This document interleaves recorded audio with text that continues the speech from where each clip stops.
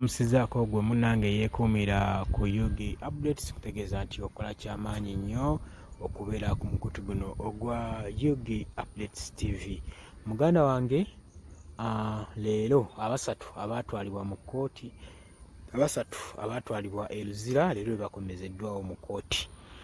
Mukwano gwange kulisaayo nnyo gy'ova weyeekuumira ku Yugi Updates, nyongera maaso n'okubuuzaako nti okola kyamaanyi nnyo. Gwatandika kusubscribinga mukwano gwange kutegeeza nti genda maaso subscribinga tusobole okuba nga tukuza channel nesobole okuba nga tutuusako amawulire buli nsonda ageesigika. Mukwano gwange kutegeeza nti nosobola okutegeezako ab'eŋŋanda bako n'ab'emikwano nasobola okusubscribinga ku guno omukutu nisobola okubunya ekigambo kino okwetooloola eggwanga Uganda. Eggwanga lyaffe ne liba nga linnyikidde linnyikira mu kidiba ky'enkyukakyuka. Muganda nga mpuliriza leero ku Yugi Updates TV.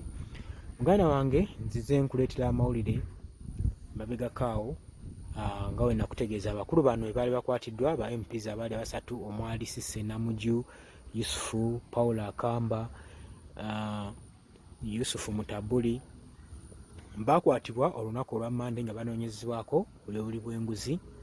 Baatwalibwa wali eri ku kitebe ku police headquarters wali eri Ekira ne bamala eyo gye baasula ennaku ebbiri ne bamala ne basindikibwa ekitalya. Baasindikibwa ekitalya eyo gye bamazeeyo ebbanga lyabwe paka olunaku olwaleero. Baaleetebwa mu kkooti olunaku lwali lwakusatu, omulamuzi n'agamba nti empapula zaabwe tannazekkanya bulungi wabula bakomewo ku lunaku olwokutaano nga lwe lwaleero asobole okuba nga yekkaanya count paper zaabwe. Naye mukwano gwange olunaku olwaleero bwe baleeteddwa bubazeemu amaaso gasimbagana n'omulamuzi. Mwe muli Cissy, mwe muli Yusufu, mwe muli ne Paul Akamba. Cissy Namujju, Yusufu Mutabuli ne Paul Akamba, abasatu bano. Naye mukwano gwange wenjogerera ebintu si birungi, birungi si birungi, birungi si birungi. Omulamuzi ababiri abammye beyiro abagambye, era bano abagambye nti empapula zammwe zikyalimu ebirumirwa bingi, ebirumira mu mpapula zammwe bikyali bingi. N'asalawo okuddamu okubasindika mu nkomyo ez'ekitalya. Ate gye banaava paka ng'ennaku z'omwezi 17 omwezi ogwa Juni 2024 basobole okuba nga baddamu bagasimbagana n'omulamuzi. Abammiddwa beyiro kuliko Cissy Namujju ne Yusufu Mutabuli.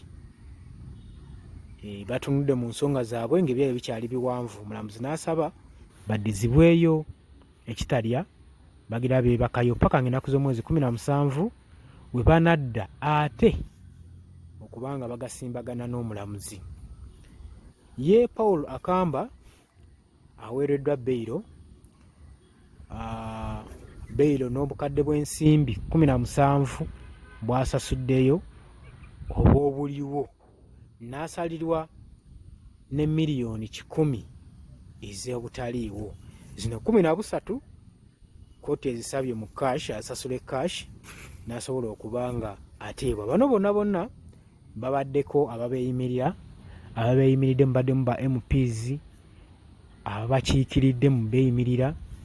Naye bano ababiri Cissy Namujju ne Yusufu Mutabuli bo bammiddwa beyiro era bazizzwayo ku kitebe kya geeti mu geeti y'ekitalya babeere nga basaavingayo ebbanga lyabwe erisigadde paka ng'ennaku z'omwezi 17 bwe banaabeera nga bakomezebwayo mu kkooti ogasimbagana n'omulamuzi bongere obbitebya. Omulamuzi agambye wenja okuddamu okutunula mu mpapula zammwe endabe, naye kati mukyalimu nnyo ebirumira. Omulamuzi waatyo waasazeewo n'agamba mujja kukomawo ng'ennaku z'omwezi 17 tuddemu tugasimbagane omwezi ogwa Juni 2024. Paul Akamba ye n'asobola okuba nga ajjeerebwa ateereddwa ku kakalu ka poliisi miliyoni 13 ne miliyoni 10 ezimusaliddwa ezitaliiwo mu kaashi. Gwe mukwano gwange ampuliriza. Muganda wange, olaba nga ensonga z'abakulu bano zidduka sipiidi, olaba nga kkooti efaayo, olaba nga bekikwatako bavuddeyo, ne paliamenti yatuuse n'ekiseera n'evaayo, deputy speaker n'agamba temutya, yabagambye temutya ababaka, temutya kusibwa, temutya kubeera nga mutwalibwa mu makomera, kasita obeera nga gwe ensonga yo ojja kubeera ng'oli guilty, nga ono pretendinga kubeera guilty, ffe tujja kuyimirirawo naawe buli mbeera yonna yonna. N'ensonga ngeri gye bazikolamu baziddusiza ku sipiidi okulaba nga bano tebabeera mu kkomera bbanga lyabwe ddene. Naye nga tujja tutunulira wano abaana abajja bakwatibwa nga tebalina na musango, bamazeyo emyaka egiwera 3, myaka 4, baliyo bakwatibwa, nga bakwatibwa poliisi ne batwalibwa mu bitebe by'amagye ne bakuumibwa eyo. Abamu tetumanyi na gye bali, tebaleetebwangako wadde mu kkooti. Babanga baagala okubaleeta mu kkooti ng'ensonga zibeerawo zibuzaabuzibwa, gwe muganda wange ali eyo. Naye olw'okubanga bano babaka ate nga n'akawogo kawera, ensonga lwaki olaba nti nno abantu bano ensonga zaabwe bazikolako ku sipiidi, tebaagala na kubalwisaayo nnyo eyo gye babasibidde. Muganda wange gwali eyo. Kati enguzi eneekoma ddi gw'oba olaba gwe mukwano gwange ali eyo?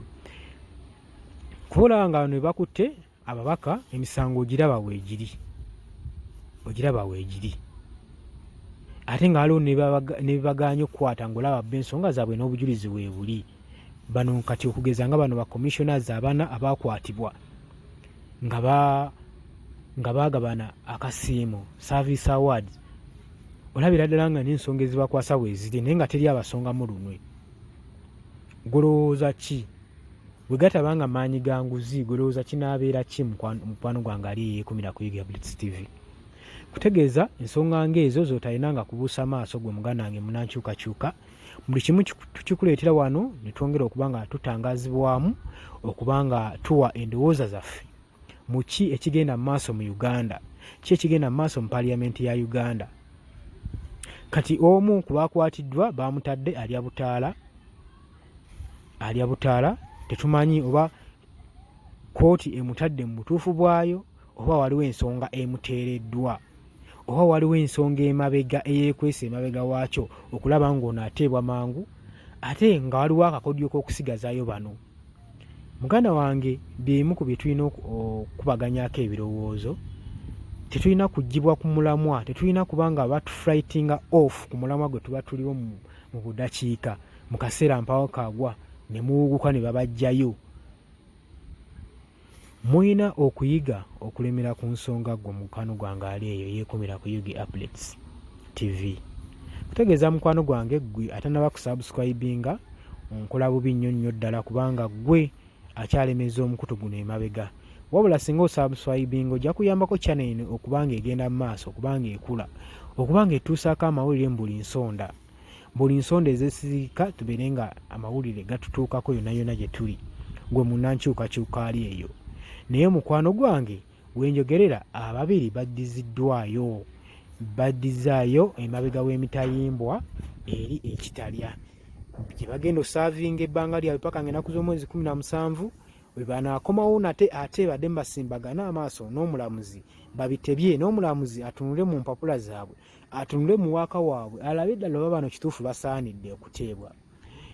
Omulamuzi watunudde mu mpapula za Paul Akamba alabye ng'asaanidde omuwa beyiro, era obukadde 13 ne busasulwawo mu buliwo cash, obukadde 10 ne busalibwa mu butaliiwo bw'alina okusasula okulaba nga afunye beyiro eno, afunye amwejjeerera, yejjeeredde Paul Akamba, era kati ye alya butaala. Naye bano ababaka ababiri omuli Cissy Namuju ne Yusufu Mutabuli, bo kati bakyatemeza mabega wa mutayimbwa, ne wenjogera essaawa kati baddiziddwayo dda eri ekitalya basobole okuba nga babitebya. Gwe mukwano gwange ali yeekumira ku Yiga Blitz. Kutegeeza gwe mukwano gwange ajja mu comment section no commentinga, gwe nkwagala nnyo, nawe asharinga na likinga namwe mbebazaamu ak'ensusso. Nakugambye buli wooba ng'omaze okusubscribe nga tewerabirako nakadde kajja kuba kakuleetera notifications bwe tunaba tuze ku mpewo okulaba nga ofuna alerting message nti waliwo amawulire agazzeeko. Muganda wange saagala obeere ng'osuwa amawulire ge tuleeta agagenda mu ggwanga. Njagala naawe ensonga zino obeere nga weenyigiramu tusobole okuba nga tulwanyiza obukenuzi n'obuli bw'enguzi mu ggwanga lyaffe Uganda. Muganda wange naawe osobole okuba nga weeyagalira mu ggwanga lyoggwe ali eyo ampuliriza eyeekumira ku Yugi Updates TV. Mukwano gwange nkwagala nnyo kugamba tova ku Yugi Updates TV ngenda maaso n'okusubscribinga tugenda kuba tukomawo tubaleetere amawulire amapya. Weebale nnyo.